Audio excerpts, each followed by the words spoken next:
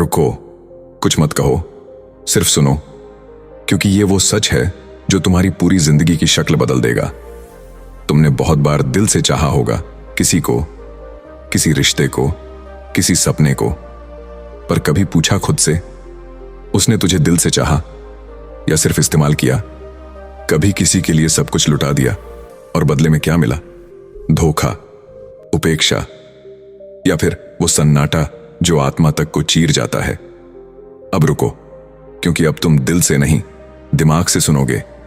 चाणक्य कहते हैं, जो भावनाओं से बंधा रहता है वो संसार की हर चाल में फंसता है, और जो बुद्धि से बंधा है वो हर चाल को मात देता है। तुम्हारी सारी तकलीफों की जड़ क्या है जानते हो? तुमने दिल लगाया वहां जहां दिमाग लगाना चाहिए था।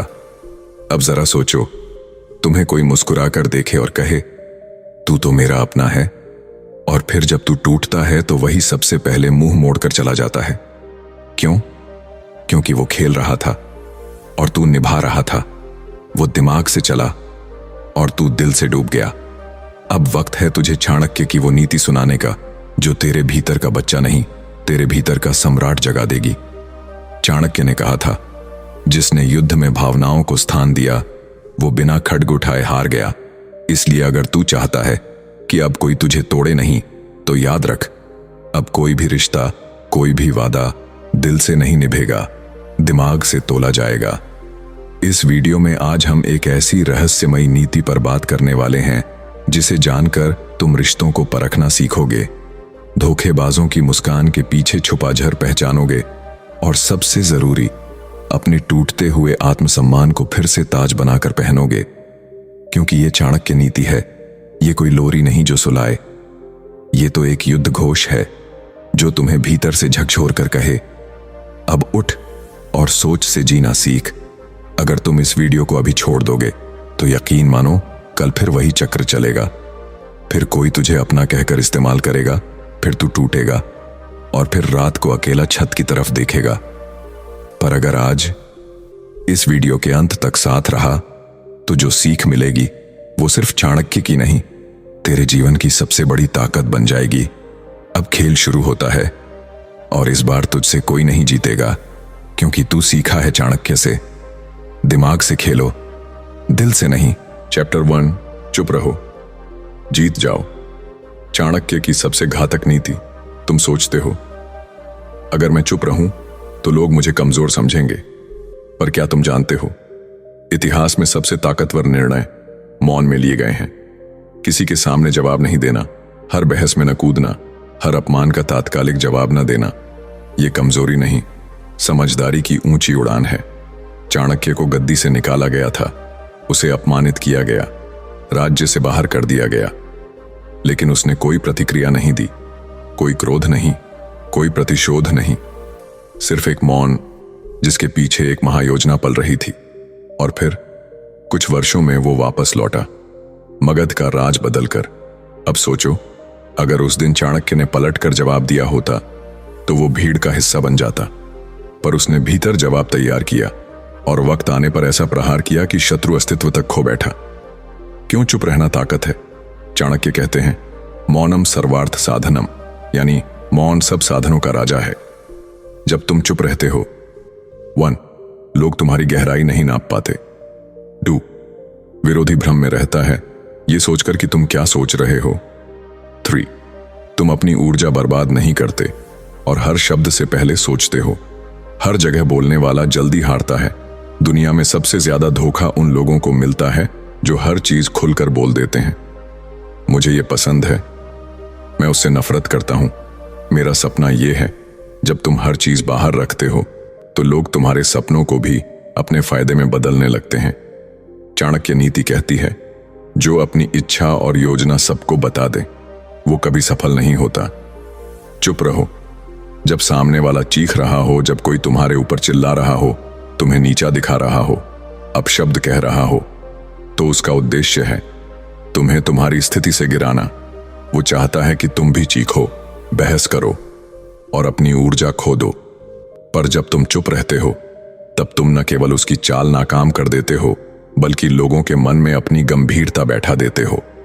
चाणक्य कहते हैं, विवाद में जीतने वाला वो नहीं जो जोर से बोले, बल्कि वो है जो चुप रहकर सही समय पर वार करे।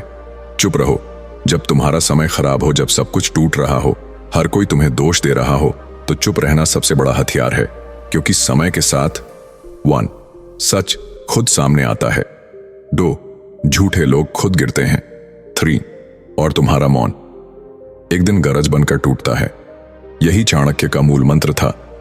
धैर्य से बड़ा कोई अस्त्र नहीं और चुप्पी से बड़ी कोई रणनीति नहीं। कब बोलना चाहिए? चुप रहना शक्ति है, लेकिन बोलना भी एक कला है। चाणक्य कहते हैं, तब बोलो जब तुम्हारे शब्द स्थिति को बदलने की ताकत रखते हो, वरना मौन ही श्रेयस्कर है। इसलिए बोलो जब तुम्हारे शब्दों से न्याय हो, जब चुप्पी अब अन्याय को और बढ़ा रही हो, जब सामने वाला तुम्हारी चुप्पी को कमजोरी समझने लगे, तब बोलो। पर तब तक सुनो, सोचो और चुप रहो। अब खुद से पूछो, क्या तुम्हारे जीवन में वो पल आए हैं जब काश तुमने चुप रहकर चीजें समझी होती, जब बोलना नहीं सुनना बेहतर होता? अगर हां, तो अब समय है मौन को अपनी सबसे बड़ी शक्ति बनाने का।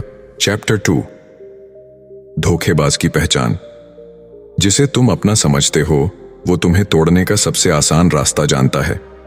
ये चाणक्य की सबसे कड़वी और सबसे सच्ची बातों में से एक है, क्योंकि धोखा कभी बाहर से नहीं आता। धोखा हमेशा वहीं से आता है जहां सबसे ज्यादा भरोसा होता है।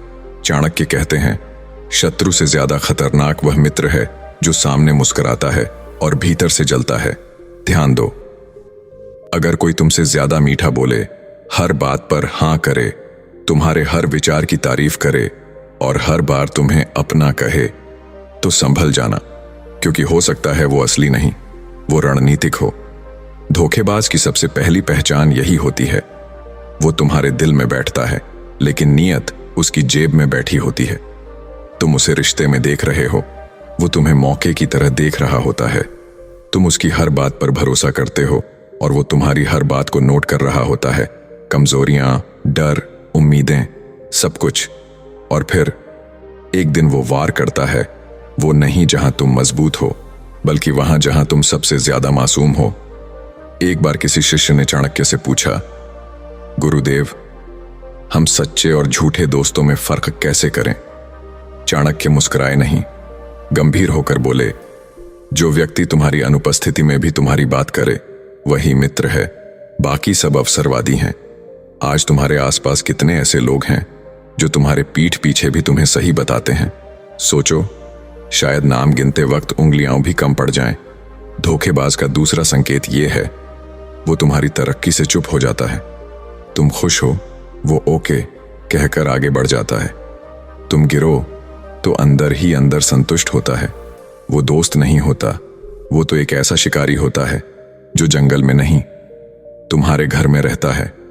धोखेबाज की तीसरी पहचान, वो तुम्हारे हर राज जानना चाहता है, पर अपना कुछ भी उजागर नहीं करता। वो बहुत मीठा होगा, पर उसके चेहरे से ज्यादा तुम्हें उसकी आंखें देखनी होंगी, क्योंकि चेहरे नकाब बदल सकते हैं, पर आंखें कभी झूठ नहीं बोलती। चाणक्य ने कहा था, सांप और विश्वासघाती मित्र में एक बड़ा फर्क है। सांप डसता है और खत्म हो जाता है, पर विश्वासघाती मित्र तुम्हें हर रोज मारता है, धीरे धीरे, भीतर से। अब सोचो, तुम आज किसके साथ हो? दोस्ती, रिश्तेदारी या प्यार के नाम पर कहीं तुम किसी ऐसे जहरीले रिश्ते में तो नहीं बंधे जो तुम्हें हर रोज काट रहा है और तुम मुस्कुरा रहे हो? अब वो समय आ गया है जब तुम्हें आंखों से नहीं, दिमाग से देखना सीखना होगा। अब हर चेहरे को परखो, हर मुस्कान को तौलो, हर अपना कहने वाले की आंखों के पीछे झांको, क्योंकि जब तक तुम धोखेबाज को पहचानोगे नहीं, तब तक वो तुम्हारा नाश करता रहेगा। और जब तुम उसे पहचान लोगे, तो फिर वही चाणक्य नीति लागू होगी। दुष्ट को क्षमा करना स्वयं पर अत्याचार करने के समान है। तो अब वक्त है पहला निर्णय लेने का। अपने जीवन के उस चेहरे को याद करो जिसने तुम्हें सबसे गहरा जख्म दिया। अब तय करो, क्या तुम फिर से दिल से सोचोगे या आज से दिमाग से चलना शुरू करोगे? अब तुम उस रास्ते पर चल चुके हो जहां से वापसी नहीं होती। अब बात सिर्फ धोखेबाज को पहचानने की नहीं, बल्कि अब वक्त है चेहरे पढ़ने की कला सीखने का।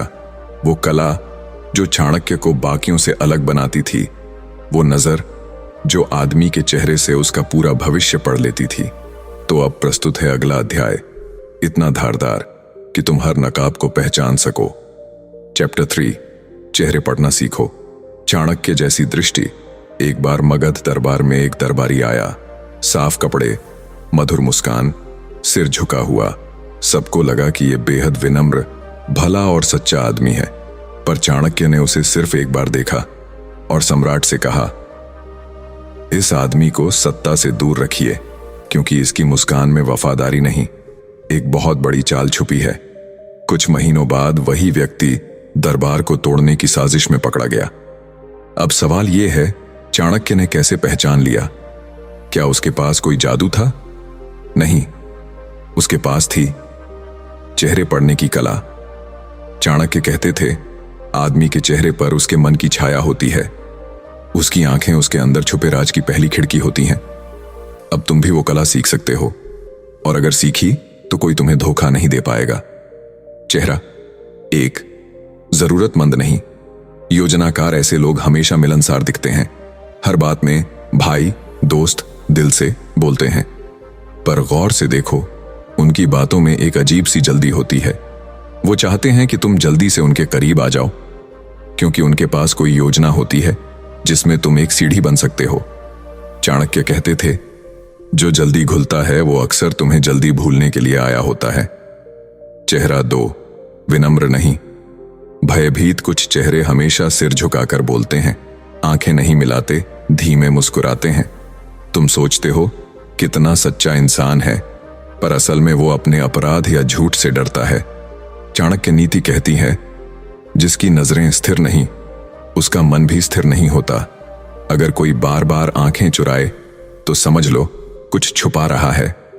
चेहरा 3, हर बात में हां बोलने वाला। अगर कोई व्यक्ति हर बात पर सही है, बिल्कुल भाई आप जैसा कहें कहता है, तो रुक जाओ। यह सम्मान नहीं, अंदर ही अंदर तुम्हारे विचारों का विश्लेषण है। वो जानना चाहता है कि तुम क्या सोचते हो, ताकि समय आने पर तुम्हारी सोच के खिलाफ चाल चले। चाणक्य कहते थे, जो हर बात में सहमत होता है वो या तो मूर्ख है या बहुत बड़ा योजनाकार। चेहरा 4, मूक दर्शक। वो लोग जो हर जगह चुप रहते हैं, बस सुनते हैं, देखते हैं और कुछ नहीं बोलते। तुम सोचते हो इसे फर्क नहीं पड़ता, पर असल में वो हर चीज का रिकॉर्ड बना रहे होते हैं, क्योंकि जब तू हारेगा वही लोग कहेंगे, मुझे तो पहले ही पता था। चाणक्य कहते हैं, जो हर समय चुप है वो या तो संत है या सबसे बड़ा गुप्तचर। चेहरे से परे, चाल, भाषा और ध्वनि। चाणक्य सिर्फ चेहरा नहीं पढ़ते थे, आवाज का उतार चढ़ाव, चलने का तरीका, बैठने का ढंग, यहां तक कि हाथ की हरकतें भी पढ़ते थे। कोई अगर बात करते समय बार बार नाक खुजाए, गर्दन झुकाए, होंठ दबाए या गला साफ करे, तो समझो या तो वो असहज है या झूठ बोल रहा है। अब तुम ये सोच रहे होगे, क्या ये सब वाकई सीखा जा सकता है? हां, सीखा जा सकता है, और यही चाणक्य नीति का कमाल है। ये तुम्हारे दिमाग को इतना धारदार बनाती है कि तुम इंसान नहीं, उसके इरादे पढ़ने लगते हो। अब खुद से पूछो, कभी किसी की आंखों में झांका है और सोचा हो ये कुछ छुपा रहा है, पर फिर भी दिल के हाथों मजबूर होकर उस पर भरोसा कर लिया? अब दोबारा वही गलती मत करना, क्योंकि अब तुम्हारे पास वो दृष्टि है जो चाणक्य को महान बनाती है। चैप्टर 4, दुश्मन को बिना लड़े हराओ। कल्पना कीजिए, आपके सामने एक ऐसा दुश्मन है जिसने आपके खिलाफ षड्यंत्र रचा, आपके मित्रों को फोड़ लिया, आपकी छवि को कलंकित किया, और अब वो अंतिम वार की तैयारी में है। आप गुस्से से कांपते हैं, आप सोचते हैं अब आर पार होगा, अब या तो मैं या वो। लेकिन तभी चाणक्य की वाणी कानों में गूंजती है, जो लड़ता है वो हार सकता है, लेकिन जो बिना लड़े जीतता है वही असली विजेता होता है। आप चौंक जाते हैं, बिना लड़े कैसे जीता जा सकता है? तो सुनिए, युद्ध की सबसे खतरनाक रणनीति वही होती है जिसमें दुश्मन को पता भी नहीं चलता कि वो कब और कैसे हार गया। चाणक्य नीति कहती है, अपने क्रोध को तलवार मत बनाओ, उसे रणनीति बनाओ। अपने अपमान को बदला मत बनाओ, उसे अवसर बनाओ। जो इंसान अपनी शक्ति को चिल्लाकर नहीं बल्कि शांति से बरसाता है, वो किसी भी सेनापति से बड़ा योद्धा होता है। अब मैं आपको 3 चाणक्य रहस्य सुनाने जा रहा हूं, जिनसे आप किसी भी दुश्मन को बिना एक शब्द बोले, बिना एक वार किए पराजित कर सकते हैं। पहला रहस्य, दुश्मन की भूख को बढ़ाओ लेकिन भोजन कभी मत दो। जब कोई व्यक्ति आपको नीचा दिखाने की कोशिश करे, जब कोई आपकी बर्बादी की योजना बनाए, तो सबसे पहले उसे जीत का स्वाद चखाओ। थोड़ा थोड़ा करके उसे ये यकीन दिलाओ कि वो सफल हो रहा है। उसे लगे कि आप हार रहे हो, आप टूट रहे हो, क्योंकि यही वो पल होगा जब वह अहंकार में अंधा हो जाएगा। और फिर ठीक उस समय जब वह अपने आप को विजेता समझे, आप उसे उस ऊंचाई से धक्का दे दो जहां से गिरना सीधा विनाश की ओर ले जाए। दूसरा रहस्य, प्रहार करो पर सामने से नहीं। चाणक्य कहते हैं, शत्रु की ताकत से नहीं डरना चाहिए बल्कि उसकी कमजोरी को पहचानना चाहिए। हर दुश्मन के पास एक कमजोरी होती है, किसी का लालच, किसी का गुस्सा, किसी का मोह या किसी का डर। उस कमजोरी को ढूंढो और वहीं वार करो। ना आवाज होगी, ना चिल्लाहट, ना तलवार चलेगी, लेकिन शत्रु की आत्मा तक कांप जाएगी। तीसरा रहस्य, मौन से बड़ा आक्रमण कुछ नहीं। यदि आप किसी की चालों का जवाब नहीं देते, ना प्रतिशोध लेते हैं, ना कोई सफाई देते हैं, बल्कि बस शांति से उसे देखते रहते हैं, तो वह घबरा उठता है। दुश्मन हमेशा प्रतिकृति चाहता है। उसे युद्ध चाहिए, शोर चाहिए, गुस्सा चाहिए। लेकिन जब आप मौन रहते हो तो आप उसे उसकी ही बेचैनी में जला देते हो। वो हारता है क्योंकि आपने उसकी स्क्रिप्ट ही तोड़ दी। अब सोचिए, क्या आप भी ऐसे ही किसी दुश्मन से जूझ रहे हैं? क्या आपके जीवन में भी कोई ऐसा है जो आपकी छवि को खत्म करना चाहता है, जो आपकी सफलता को सहन नहीं कर पाता, या जो आपको हर हाल में गिरते देखना चाहता है? तो चाणक्य कहते हैं, यदि शत्रु आग है तो तुम हवा मत बनो, तुम जल बनो, जो आग को ना सिर्फ बुझा देता है बल्कि उसे शांत भी कर देता है। इस अध्याय की अंतिम बात ध्यान से सुनिए। युद्ध जीतना महान नहीं, युद्ध को टालकर शत्रु को मिटा देना, वही असली महानता है। तो मित्रों, अब आप जान चुके हैं कि चाणक्य नीति में लड़ने की जरूरत नहीं होती। जरूरत होती है सोच की तीव्रता और मौन की गहराई। अब आप तैयार हैं दुश्मनों को उन्हीं की चाल में फंसाकर उन्हें बिना लड़े हराने के लिए?